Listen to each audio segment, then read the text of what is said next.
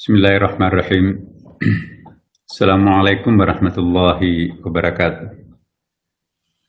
Alhamdulillah, alhamdulillahilladzi arsala rasulahu bil huda wa dinil haqq liyudhhirahu 'ala dini kulli walau karihal musyrikun. Asyhadu an la ilaha illallah wa asyhadu anna Muhammadan abduhu wa rasuluh. Sahibul burhan. Allahumma salli wa sallim ala sayyidina wa habibina wa syafi'ina wa maulana Muhammadin sallallahu alaihi wasallam. Amma ba'd. Hadirin, hadirat yang sama-sama dimuliakan, diberkahi dan dicintai Allah Subhanahu wa taala. Hari ini kita akan bahas tentang Islam tidak menganjurkan untuk berlebihan dalam beragama. Pada pertemuan yang lalu saya sudah sampaikan beberapa hadis, antara lain ada sahabat Nabi yang berikrar, saya tidak akan mendekati istri saya. Lalu Nabi bertanya, kenapa? Saya akan fokus beribadah. Hei, saya Nabi, saya Rasul, tapi saya juga memberikan hak istri saya dan hak saya, dan saya punya anak. Sahabat lain mengatakan, hei, ya Rasulullah, saya tidak akan lagi makan siang. Kenapa? Saya mau puasa daim terus menerus. Saya Nabi, saya Rasul, tapi saya tidak melakukan itu. Kalau mau puasa Senin Kamis atau puasa Nabi Daud, satu puasa besoknya enggak, lusanya puasa lagi, selang-seling satu hari. Satunya lagi mengatakan, saya tidak akan tidur malam lagi ya Rasulullah. Apa yang mau kamu lakukan? Saya akan sholat sepanjang malam. Kata Rasulullah, saya Nabi, saya Rasul, tapi itu saya tidak lakukan. Ada haknya mata ini untuk diberikan istirahat tidur. Jadi beragama yang benar itu bukan memaksakan diri, atau bukan juga melampaui batas, karena itu disebut dengan al-ghulu. Jadi apa yang dimaksud al-ghulu ini di dalam Al-Quran disebutkan, qul ya ahlal kitab la taghlu fi dinikum ghairal haqqi wa la tattabi'u ahwa'a qaumin. Ya. Apa artinya? Katakanlah hai ahli kitab, janganlah kalian berlebih-lebihan melampaui batas dengan cara tidak benar dalam agamamu. Jadi ini ayat juga menganjurkan kita jangan berlebihan. Mumpung salat subuhnya asyik nih, aku akan tambahkan menjadi 8 rakaat salat subuh, itu al-ghulu. Mumpung masih puasa enak ini, saya akan buka puasa itu nanti jam 12 lah. Pada jam 6 kita kan sudah buka di sini. Itu juga al-ghulu. Ya. Kemudian rumahnya kebakaran, aku nggak peduli, wiridku belum selesai, itu lemarinya habis, buku-bukunya habis, biarin aja, wiridku belum selesai. Anaknya tuh terancam kebakaran juga, ya biarin, sebentar lagi saya selesai wiridnya. Itu al-ghulu, mengejar sunat tetapi meninggalkan wajib. Ya. Sudah dapat pengumuman, maaf karena hari ini adalah zona merah, bahkan zona hitam, masjid tidak dipakai sholat Jumat. Apapun yang terjadi, aku harus ke masjid, itu rumah Allah. Ya. Dia tetap nekat ke masjid. Itu bisa dikategorikan al-ghulu. Kenapa? Kaidah mengatakan darul mafasid muqaddamun ala jalbil masalih. Mencegah mudarat itu lebih utama daripada mengejar manfaat. Mengejar sunat tapi meninggalkan wajib itu al-ghulu. Wajib hukumnya memelihara diri dari ancaman bahaya COVID ya. Wajib hukumnya memelihara kesehatan orang tua yang daya tahan tubuhnya mulai berkurang di rumah. Nanti kalau kita nekat ke masjid, kita mungkin nggak mempan, tapi kita nyetor virusnya itu ke orang tua kita ya meninggal karena COVID. Nah, itu mengejar sunat, meninggalkan yang wajib. Sunat pergi ke masjid, wajib untuk mempertahankan diri dari penyakit ya, memelihara diri untuk tidak terjangkiti penyakit itu. Mengamankan orang tua juga. Jadi kaidah beragama itu penting tuh. Jangan sampai kita al-ghulu. Kadang-kadang kita beragama itu ya tidak pakai kaidah, pakai perasaan doang. Kadang-kadang masa kita tidak boleh ke masjid, pasar dibuka lebar, bandara terbuka untuk umum. Pemerintah ini gimana sih? Marah-marah tuh. Ya. Orang yang memahami kaidah beragama, kadang-kadang wajib hukumnya ke pasar, sunat hukumnya ke masjid. Kenapa wajib ke pasar? Wajib hukumnya ke bandara, sunat ke masjid. Penjelasannya ya, betapa banyak bayi yang ibunya nggak punya air susu, maka harus membeli susu di pasar. Kalau nggak beli susu di pasar itu mati anak itu. Tidak ada susu dijual di masjid. Kalau tidak ke bandara, mati orang Indonesia Timur itu nggak ada gajinya. Pabrik uang itu adanya di Jakarta, nggak ada pabrik uang di Indonesia bagian timur. Obat-obatan, vaksin misalnya, adanya di sini. Di Indonesia Timur nggak ada. Membawa ke sana nggak pakai berenang, tapi itu pakai pesawat. Wajib hukumnya ke bandara, sunat hukumnya ke masjid. Karena kalau kita tidak ke bandara, Indonesia Timur nggak makan, mati. Tapi kalau kita tidak ke masjid, bisa kita sholat di rumah. Ya. Jadi kaidah harus dipahami di dalam beragama. Jangan melanggar kaidah di dalam beragama. Itu bisa nanti terjebak di dalam al-ghulu, melampaui batas namanya. Ya. Katanya cari dakwah, berdakwah. Tapi kok ngebom orang?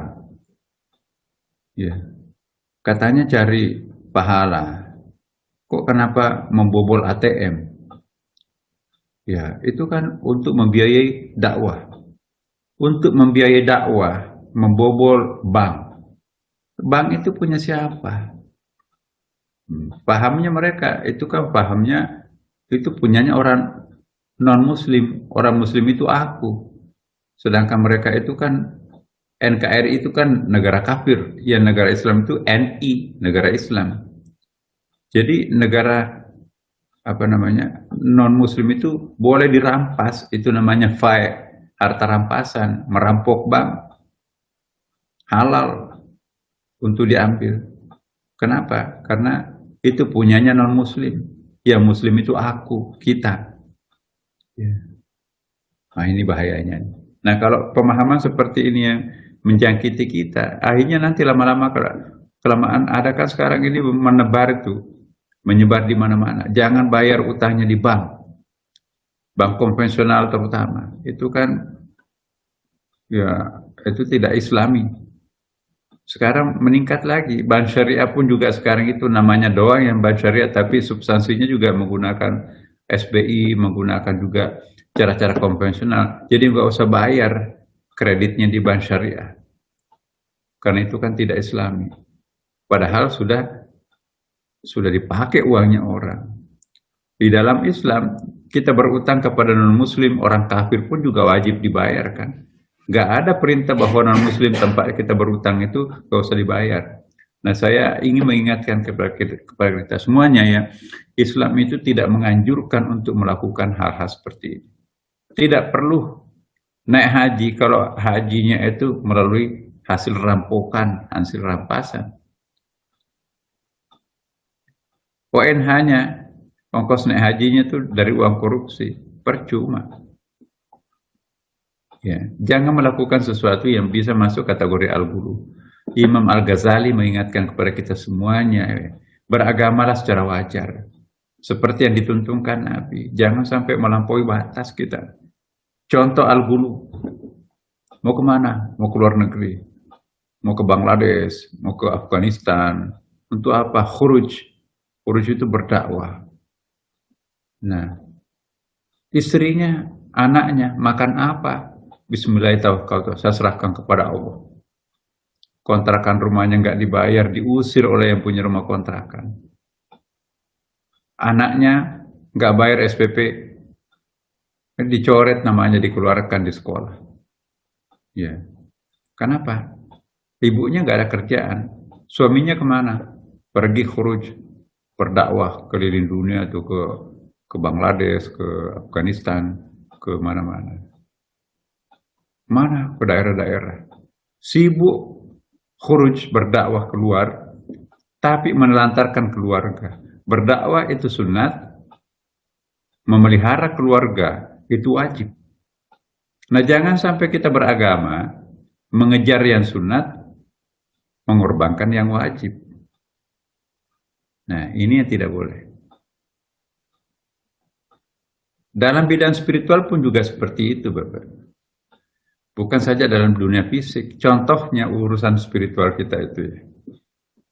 Hanya karena ingin mendapatkan suasana batin yang tenang, akhirnya dia tinggalkan rumahnya, pergi ke masjid. Ya. Padahal rumahnya itu kan termasuk daerah rawan di pinggir kota, perampok banyak di situ itu. Nah, akhirnya apa yang terjadi? Ya, orang di rumahnya itu gak bisa tidur. Di sini gak ada laki-laki. Suaminya mana? Pergi ke masjid, i'tikaf. Jadi cari pahala i'tikaf di masjid, menjadikan orang tuanya, menjadikan istrinya, menjadikan anaknya tidak tenang. Ya, karena dalam keadaan darurat, dalam keadaan banyak ancaman. Jadi jangan sampai kita melakukan sesuatu atas nama agama, tetapi menyebabkan anggota keluarga kita itu berantakan atau kekhawatiran. Itu tidak benar. Nah, Islam tidak menganjurkan untuk berlebihan di dalam beragama. Beragamalah secara wajar, tapi juga jangan asal-asalan, itu lain lagi. Sembrono. Udah salat sudah, kok cepat banget? Ya udah kan. Jadi salatnya itu formalitas. Allah Akbar, cuma salatnya 1 menit. Kan subuh cuma 2 rakaat katanya. Jadi salat yang seperti ini dilipat-lipat salatnya, ditamparkan nanti di mukanya tuh. Ini salatmu. Jadi itulah yang disebut dalam Al-Qur'an, fawailul lil musallin, celakalah bagi orang yang salatnya itu ya seperti ayam mematok makanan, tek gitu ya. Dilipat-lipatkan salatnya, ditamparkan ke mukanya. Ini salatmu. Fawail, celakalah bagi orang yang salatnya yang selalu tidak fokus, selalu ompong, salat duhur enggak salat asar enggak salat maghrib. Itu fawailul lil musallin alladzina hum an salatihim sahun. Nah, inilah penjelasannya, teman-teman. Kita pindah lagi, ini masih ada ayatnya yang lainnya. Tapi saya sudah baca, sudah sampai ke minggu lalu. Ini yang keempat. Ya. Tidak merasa puas dengan ketaatan yang dilaksanakan.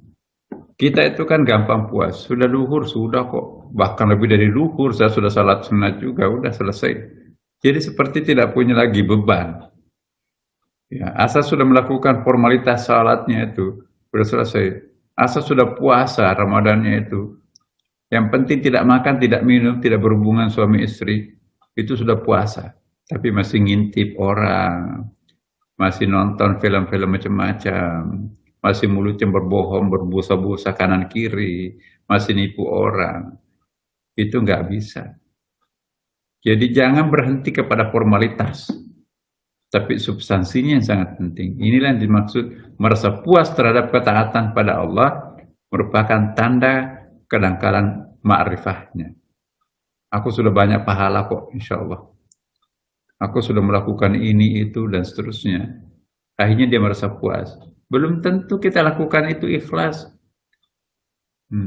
Jangan-jangan kita lakukan itu karena ada maunya kita selain Allah. Karena kita ingin masuk surga, karena ingin dipuji oleh orang lain, mertua misalnya. Ya, karena kita ingin dinilai oleh masyarakat sebagai orang-orang agamawan gitu. Itu bukan itu. Atau juga merasa puas terhadap ketaatan padanya itu, memang sih formalitas dilakukan iya, tapi khusyuknya nggak ada. Nah, seperti tadi yang saya katakan, tidak boleh kita merasa puas terhadap ketaatan yang kita capai. Ya.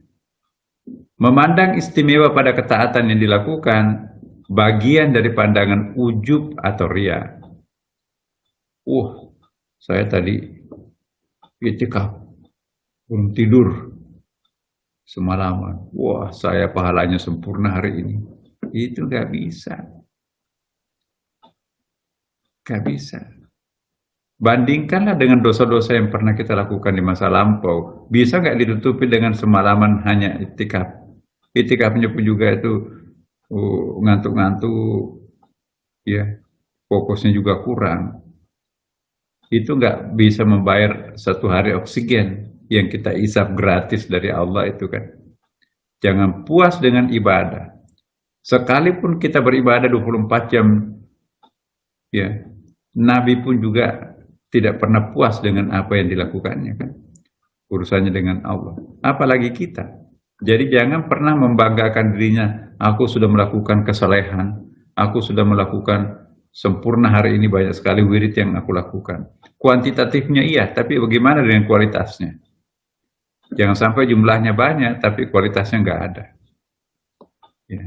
Jika perasaan puas itu muncul, maka cepatlah membayangkan perbuatan buruk dan maksiat yang besar yang pernah kita lakukan. Nah, itu dia. Inilah yang disebut dengan muhasabah. Begitu mau muncul rasa puas ibadahnya banyak, tiba-tiba dia ingat dosanya di masa lampau. Lebih banyak lagi dosa yang saya lakukan. Bukan dosa kecil, dosa besar malah. Untaian tasbih 99 tidak ada bandingannya kalau saya bandingkan dengan dosa besar yang saya untai sejak aku remaja sampai sekarang. Ya. Seimbang nggak dengan ibadah kita dengan mata rantai dosa maksiat yang pernah kita lakukan? Pasti enggak. Nah, karena itu jangan puas terhadap apa yang kita lakukan. Ketaatan seperti apapun jangan pernah membuat kita itu bangga. Ya. Karena yang menerima ketaatan itu bukan manusia, Allah. Allah yang Maha tahu apa yang tersembunyi dalam relung-relung batin kita. Sekecil apapun pada saat kita dipuji orang ada kebanggaan, itu sudah cacat itu. Akidah kita akan cacat pada saat kita gembira dipuji orang.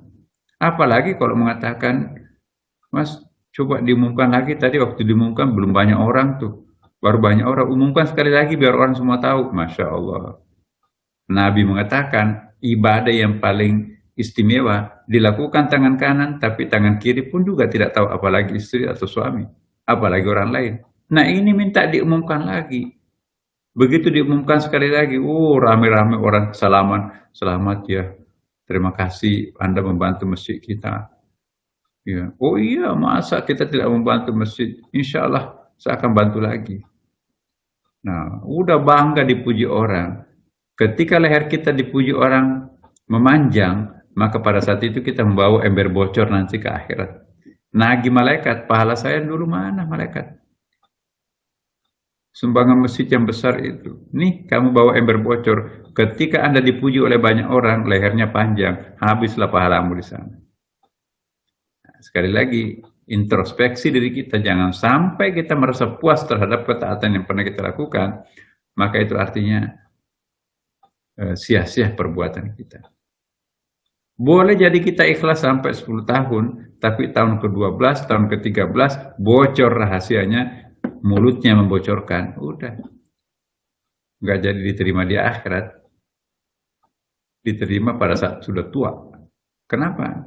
Ketika ia sudah tua, dia bongkar riya kepada manusia yang lain. Aku loh membangun masjid itu.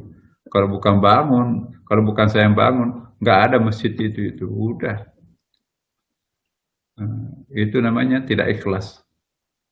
Ya, ikhlas itu jangan ngomong, jangan disimpan juga dalam hati. Ikhlas ya lakukan, belajarlah ikhlas menjadi ikhlas yang benar. Nah, jadi orang-orang yang sungguh-sungguh melakukan muhasabah itu akan meringankan beban batinnya. Tapi kalau orang yang tidak pernah menikmati muhasabah, itu tertutup pintu hatinya. Maka itu istighfarnya itu betul-betul harus dilakukan shock terapi. Perlu Ramadan 1 bulan, puasa penuh, perlu umrah atau perlu haji, ya, perlu sedekah atau keluarkan zakat malnya, baru bisa pulih perasaan batiniahnya itu. Jadi orang yang sungguh-sungguh melakukan muhasabah akan meringankan beban batinnya. Ya. Bagaimana nggak tenang? Masya Allah, kerjaannya di masjid terus istighfar terus, sementara tobatnya itu terlihat semenjak dia sadar dia nggak pernah kemana-mana lagi, di masjid dan di masjid terus. Nah jadi Bapak Ibu sekalian, orang yang selalu melakukan muhasabah akan meraih husnul khatimah insya Allah. Karena sudah terbiasa untuk melakukan muhasabah, tentu dia akan memproteksi diri apa-apa yang merugikan dirinya kan. Hanya orang angkuh yang dapat menyepelekan muhasabah. Jadi kalau ada orang yang tidak pernah melakukan muhasabah itu sombong. Orang yang sombong tidak akan pernah mencium bau surga, kata Rasulullah. Orang yang angkuh, congkak, sombong, itu dia tidak akan pernah bisa mendaki ke langit. Terlalu bawaannya berat. Makin berat beban naik ke langit itu makin berat. Bayangkan kalau mendaki gunung itu bawa 1 karung beras, gendong, enggak bakalan. Jangankan mendaki, mendatar saja susah, apalagi kalau mendakinya. Apalagi kalau yang didaki itu curam kan. Tapi kalau orang yang tidak ada keangkuhannya, itu badannya ringan, melesat dia, melesat secepat kilat sudah nyampe di puncak. Ya. Jadi perjalanan menuju atas itu tidak sama setiap orang. Ada yang cepat, ada yang pelan, ada yang sangat lambat. Rasulullah juga mengingatkan kita, hasibu anfusakum qabla an tuhasabu. Introspeksilah dirimu sebelum kamu diperiksa oleh tentu malaikat. Kita sudah sering membaca di sini, tapi kita masih suka tidak mengintrospeksi diri. Hadis lain, wa anal mawazin al-qist liyawmil qiyamati fala yudlamu nafsun syai'an wa in kana ini ayat ini malah. Wa in kana mithqala habatin min khardalin ataina biha wa kafa bina hasibin. Kami akan memasang timbangan yang tepat pada hari kiamat itu, maka tidaklah dirugikan seorang barang sedikit pun. Dan jika amalan itu hanya seberat biji sawi pun, pasti kami akan mendatangkan pahalanya. Dan cukuplah kami menjadi orang-orang yang membuat perhitungan. Itu yang terakhir itu. Wa kafa bina hasibin. Cukuplah aku menjadi Allah yang maha perhitungan. Jadi Nabi tidak perlu mesin untuk menghitung. Dia maha penghitung kok. Allah tidak perlu sarana. Fa idza arada sya'an ay yaqulu lahu kun fayakun. Ya, apabila Allah berkehendak cukup menyebutkan kun fayakun, maka jadilah barang itu. Jadi Allah Subhanahu wa taala mengingatkan kita seperti ini. Nah, ayat lain.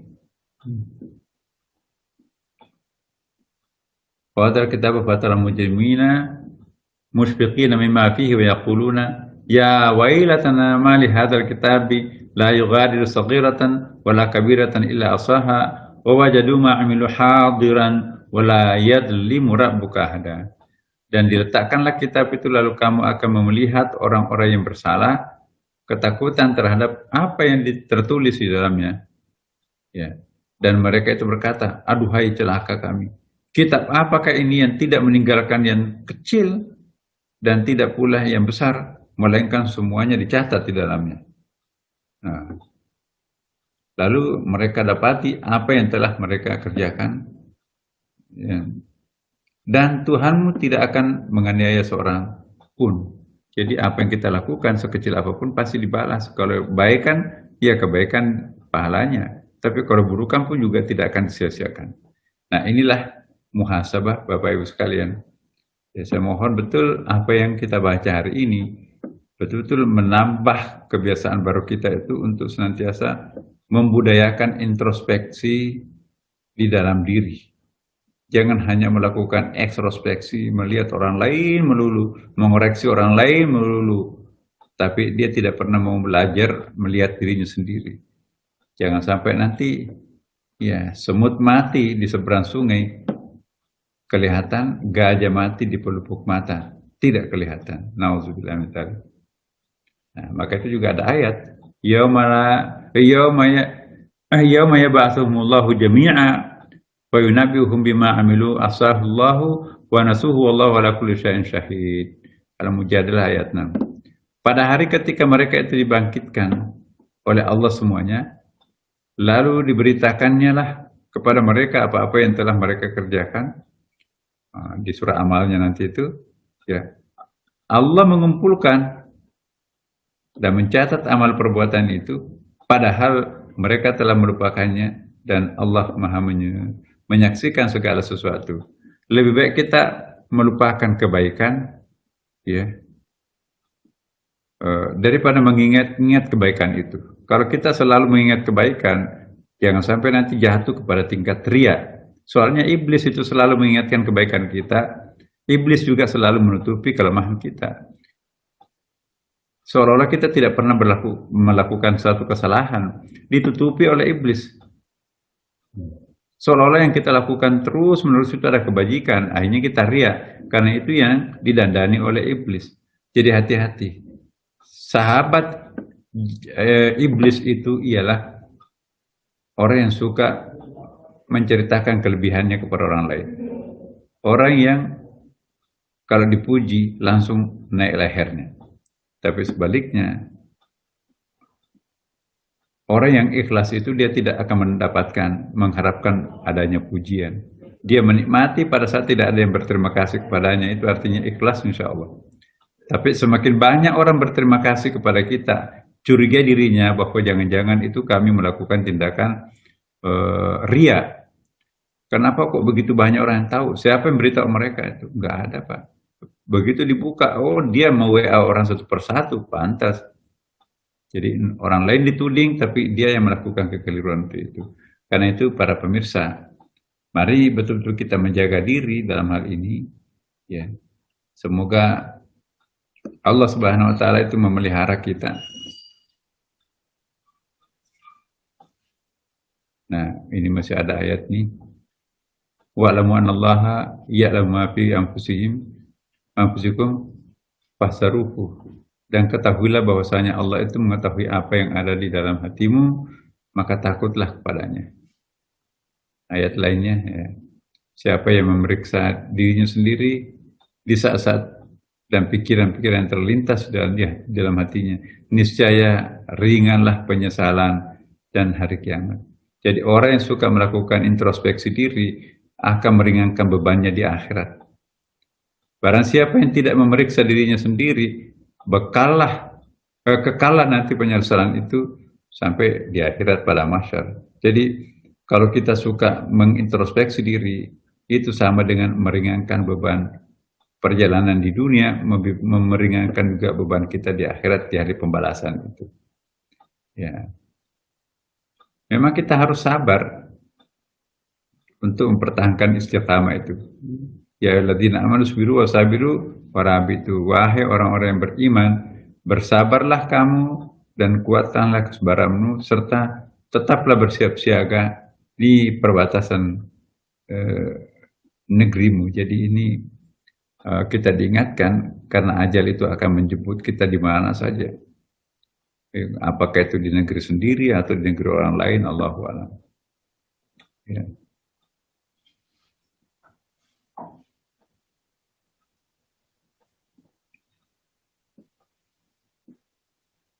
Ya, ini yang bagian terakhir. Tingkatan-tingkatan atau makam dari muhasabah itu, siapkanlah dirimu terlebih dahulu dengan satu, penetapan syarat, makam musyaratah, pengawasan, makam muraqabah, pemeriksaan diri, makam muhasabah, penghukuman diri, makam muaqabah, dan perjuangan itu namanya makam mujahadah.